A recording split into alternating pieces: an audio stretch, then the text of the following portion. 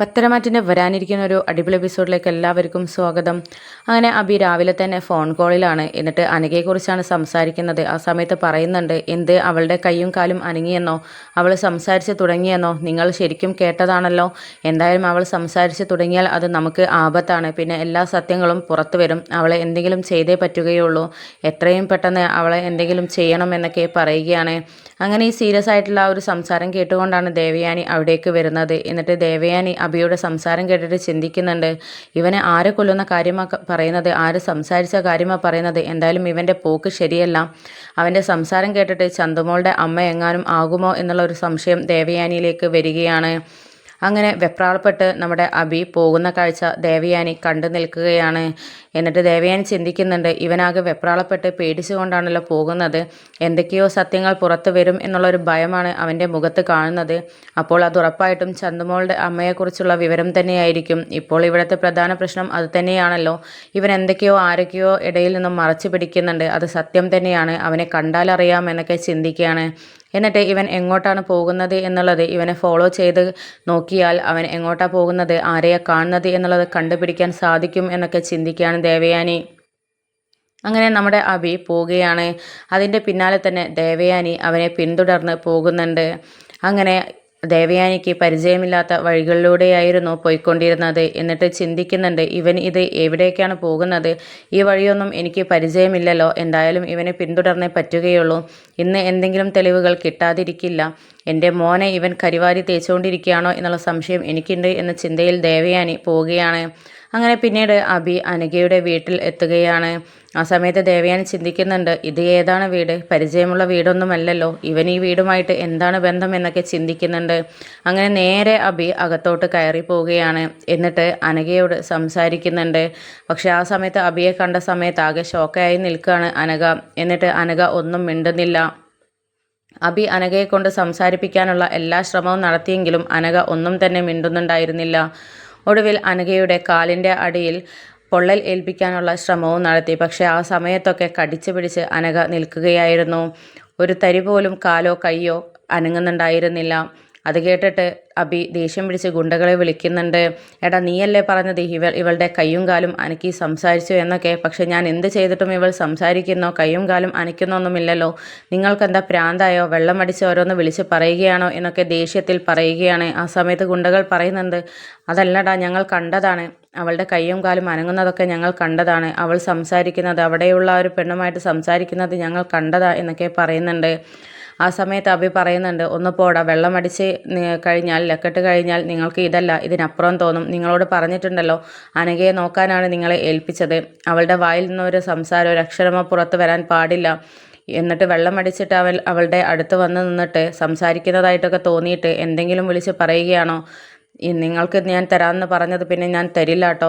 ജോലി ആത്മാർത്ഥമായിട്ട് ചെയ്തിട്ടുണ്ടെങ്കിൽ മാത്രമേ നിങ്ങൾക്കത് തരികയുള്ളൂ എന്നൊക്കെ പറയുന്നുണ്ട്. ആ സമയത്ത് ഗുണ്ടകൾ ചിന്തിക്കുന്നുണ്ട്, അല്ല, നമ്മൾ കേട്ടതൊക്കെ സത്യം തന്നെ അല്ലായിരുന്നോ, ഇവൻ പിന്നെ എന്താ ഈ പറയുന്നത് എന്നൊക്കെ ചിന്തിക്കുന്നുണ്ട്. എന്നിട്ട് എന്തായാലും പോട്ടെ, നമ്മൾ പറയാനുള്ളത് നമ്മൾ പറഞ്ഞല്ലോ, വിശ്വസിക്കാതിരുന്നിട്ടല്ലേ, ഇനി വരാനിരിക്കുന്നതൊക്കെ നമുക്ക് കണ്ടറിയാമെന്നൊക്കെ ആ ഗുണ്ടകൾ ഇങ്ങനെ അങ്ങോട്ടും ഇങ്ങോട്ടും സംസാരിക്കുന്നുണ്ട്. അങ്ങനെ അബി ദേഷ്യം പിടിച്ച് അവിടെ നിന്ന് പോവുകയാണ്. ആ കാഴ്ചയാണ് ദേവയാനി കാണുന്നത്.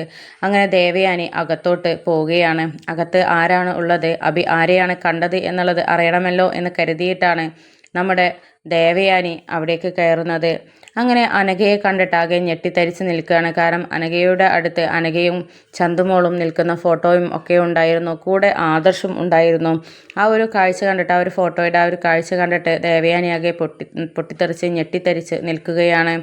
അങ്ങനെ അനഘയോട് സംസാരിക്കാൻ ദേവയാനി ഓരോന്ന് ചോദിക്കുന്നുണ്ട്. ഈ ഫോട്ടോയിൽ കാണുന്നതൊക്കെ സത്യമാണോ മോളെ, നീ ആദർശിനെ അറിയുമോ എന്നൊക്കെ ചോദിക്കുന്നുണ്ട്. പക്ഷെ ആ സമയത്തൊന്നും അനഘ ഒന്നും തന്നെ മിണ്ടിയിരുന്നില്ല. അങ്ങനെ ദേവയാനി ഒന്നുകൂടെ ചോദിക്കുന്നുണ്ട്, നിനക്ക് സംസാരിക്കാൻ കഴിയുമെങ്കിൽ എന്നോട് സംസാരിക്കുക, അബി ഫോൺ ചെയ്യുന്നതാണ് ഞാൻ കേട്ടത്, നിൻ്റെ സംസാരശേഷി തിരിച്ചു കിട്ടിയെന്നൊക്കെ അവനോട് ആരോ പറയുന്നതായിട്ട് ഞാൻ കേട്ടു. നീ എന്തെങ്കിലും പറയാനുണ്ടെങ്കിൽ പറയും, നിനക്ക് ഒരാപത്തും വരില്ല. ചന്തുമോൾ ഇപ്പോൾ ഞങ്ങളുടെ സംരക്ഷണതയിലാണ്, ഞാൻ അനന്തമൂർത്തി സാറിൻ്റെ മരുമകളാണ് എന്നൊക്കെ പറയുകയാണ്. ആ സമയത്ത് അനഘയ്ക്ക് ചെറിയൊരു ആശ്വാസം തോന്നുകയാണ്. എന്നിട്ട് ഓരോന്നായി പറയാൻ ശ്രമിക്കുകയാണ്. ആ സമയത്ത് ഞാൻ ആദ്യം നിങ്ങൾ ചോദിച്ചപ്പോൾ മിണ്ടാതിരുന്നത് അബിയുടെ ആരെങ്കിലും ആണെന്ന് കരുതിയിട്ടാണ്. അഭിയുമായിട്ട് ടൈപ്പുള്ള ആളാണെന്നുണ്ടെങ്കിൽ ഞാൻ സംസാരിച്ചു എന്നറിഞ്ഞാൽ അവൻ പിന്നെ എന്നെ ജീവനോടെ വെച്ചേക്കില്ല. ഇപ്പോഴും അവൻ്റെ മുമ്പിൽ ഞാൻ സംസാരിക്കില്ല. എൻ്റെ സംസാരശേഷി തിരിച്ച് കിട്ടിയിട്ടില്ല എന്ന് മാത്രമാണ്. അവനത് അറിഞ്ഞു കഴിഞ്ഞാൽ പിന്നെ എൻ്റെ ജീവൻ പോലും ആപത്താണ്. അവൻ കാരണമാണ് ഞാൻ ഇങ്ങനെയായത് എന്നൊക്കെ പറയുകയാണ്. എന്നിട്ട് ഒടുവിൽ നിങ്ങളൊക്കെ ധരിച്ചു വെച്ചിരിക്കുന്നത് ആദർശേട്ടൻ്റെ മകളാണ് ചന്തുമോൾ എന്നതല്ലേ? പക്ഷെ അതൊക്കെ തെറ്റായ ധാരണയാണ്. അത് അഭി വരുത്തി തീർത്തതാണ്. എൻ്റെ കുഞ്ഞിൻ്റെ യഥാർത്ഥ അച്ഛൻ അഭിയാണ്. അവനത് മറച്ചു വെക്കാൻ വേണ്ടിയിട്ടാണ് അത് ആദർശേട്ടൻ്റെ മേലിലേക്ക് ഇട്ടത്, എല്ലാവരെയും തെറ്റിദ്ധരിപ്പിച്ചത് എന്നൊക്കെയുള്ള സത്യങ്ങൾ അനഘ ദേവയാനിയോട് തുറന്നു പറയുകയാണ്. ആ സമയത്ത് സന്തോഷം കൊണ്ടും അതുപോലെ തന്നെ സങ്കടം കൊണ്ടും ദേവയാനിയുടെ കണ്ണുകൾ നിറയുന്നുണ്ട്. ആ സമയത്ത് ദേവയാനി അനഘയോട് പറയുന്നുണ്ട്, എൻ്റെ മകൻ ഒരിക്കലും തെറ്റ് ചെയ്യില്ല എന്നുള്ള ഉറപ്പ് എനിക്കുണ്ടായിരുന്നു. പക്ഷേ ഒരു നിമിഷത്തിൽ ഞാൻ അവനെ സംശയിച്ചു പോയി എന്നൊക്കെ പറയുകയാണ്. അപ്പോൾ ആ സമയത്ത് അനഘ പറയുന്നുണ്ട്, അത് നിങ്ങളുടെ തെറ്റല്ല, അഭിയുടെ ഭാഗത്തുനിന്ന് അത്തരത്തിലുള്ള ഒരു നാടകമാണല്ലോ ഉണ്ടായിരുന്നത്, അതുകൊണ്ട് ആരും വിശ്വസിച്ചു പോകും എന്നൊക്കെ പറയുകയാണ്. എന്നിട്ട് ദേവയാനി പറയുന്നുണ്ട്, ഞാൻ എൻ്റെ മോനെ തെറ്റിദ്ധരിച്ചെങ്കിലും എൻ്റെ മകൻ്റെ ഭാര്യയുണ്ടല്ലോ നയന, അവൾ ഒരിക്കലും തെറ്റിദ്ധരിച്ചിട്ടില്ല. അത്രയ്ക്കും അവനെ വിശ്വാസമാണ് നയനയ്ക്ക് എന്നൊക്കെ പറയുകയാണ്. എന്നിട്ട് ഇനി ചന്തുമോളെക്കുറിച്ച് ആലോചിച്ച് ഒന്നുകൊണ്ടും സങ്കടപ്പെടണ്ട, ഞങ്ങളൊക്കെ പൊന്നുപോലെ അവളെ നോക്കിക്കോളാം. എത്രയും പെട്ടെന്ന് നിന്നെ ഞാൻ ഹോസ്പിറ്റലിലേക്ക് എത്തിക്കട്ടെ, ഇവിടെ നിന്ന് നമുക്ക് രക്ഷപ്പെടാം എന്നൊക്കെ പറയുന്ന സമയത്ത് അതൊരിക്കലും സാധിക്കില്ല. കാരണം അബിയുടെ ഗുണ്ടകൾ ഇവിടെയുണ്ട്. നിങ്ങൾ വന്നത് കണ്ടിട്ടുണ്ടാകുമോ എന്നുള്ള സംശയവും എനിക്കുണ്ട് എന്നൊക്കെ പറയുന്ന സമയത്ത്, ഞാൻ വരുന്ന സമയത്ത് ആരും ഉണ്ടായിരുന്നില്ല, ആരും കാണാതെയാണ് ഞാൻ അകത്തോട്ട് കയറിയത് എന്ന് പറയുകയാണ്. ആ സമയത്ത് അനഘ പറയുന്നുണ്ട്, ഇനി പോകുന്ന സമയത്തും സൂക്ഷിച്ചു പോകണം. അവൻ എന്തെങ്കിലും സംശയം കിട്ടിയാൽ പിന്നെ നിങ്ങളുടെ ജീവനും എൻ്റെ ജീവനും ഒക്കെ ആപത്തിലാവും എന്നൊക്കെ പറയുന്നുണ്ട് അനഘ.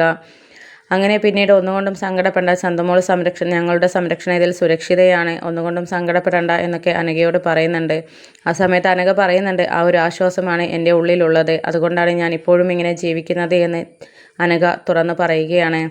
എന്നിട്ട് ഈ കാര്യത്തെക്കുറിച്ച് ഞാൻ എന്തായാലും മുത്തശ്ശനോട് സംസാരിച്ചിട്ട് നിന്നെ ഇവിടെ നിന്ന് രക്ഷപ്പെടുത്താനുള്ള വഴികളൊക്കെ നോക്കാമെന്നൊക്കെ പറഞ്ഞിട്ട് ദേവയാനി അവിടെ നിന്ന് പോവുകയാണ്. പോകുന്ന സമയത്ത് മനസ്സിൽ ഒരുപാട് സന്തോഷവും അതുപോലെ തന്നെ ചന്തുമോളോടുള്ള ആ ഒരു സ്നേഹവും ഉള്ളിൽ ഇറ്റി വീഴുകയാണ് ദേവയാനിക്ക്.